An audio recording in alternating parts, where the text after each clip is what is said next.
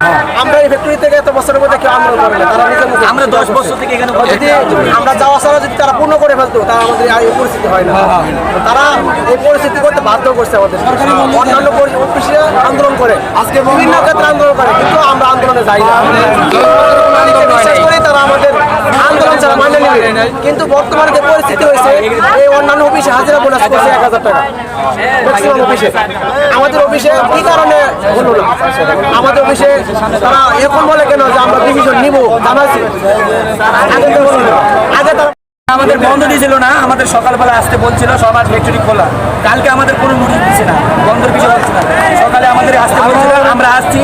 আমরা আমাদের বাইরেরা আছে, এটা আমাদের কোনো দল নাই, আমরা আমাদের বাইরেরা আমরা প্রতিবাদ করছি।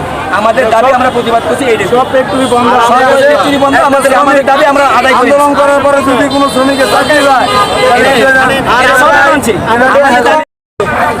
ডিউটি করা কিন্তু টিভি না আর গালি গালাজ তো আছে, ঠিক মতো বেতন দেয়, বেতনটা ঠিক আছে, আপনার হাজিরা মাস অন্যান্য অফিসে 900 বা 1000, আমরা 200 500 খবরের 500 200 500 আরে অনেক 1000 করছে জানিয়ে মানছি।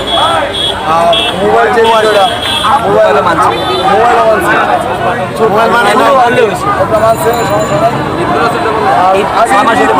এক বছর দিত না, আরে এখন 6 মাস হয়েছে এটাও মানছে।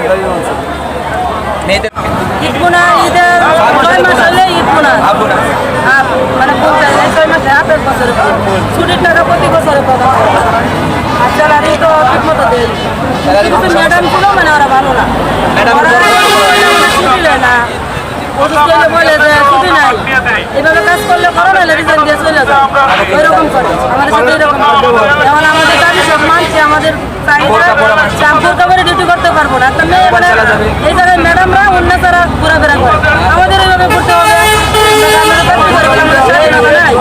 আমরা গার্মেন্টে চাকরি করি, কিন্তু যথেষ্ট শিক্ষা আছে আমাদের, আমরা ফুলকা করে কাজ করতে চাই, তারা ফুলকা করে কাজ করতে দিব না, তারা কাজ করতে দিব। এইগুলা এখন আমরা সব এর জন্য আমাদের চাহিদা যে ফুলকা করে কাজ করতে চাই। গার্মেন্টে চাকরি করে এমনিতেই পাবো, আর খারাপ ব্যাপারের তো অভাব নাই। আমাদের মালিক ভালো, মালিকের দোষ নেই, কিছু কর্মকর্তা আমরা এখন সব কিছু মাইনে নেওয়ার পরে বলছে তারা নোটিশ দিবে, যদি না দেয় আবার দেখা যাবে কি হওয়া, আবার পরবর্তীতে যাবে। 8টার পর থাকলে টিফিন বিল 40 টাকা, ওটা মানে নিচ্ছে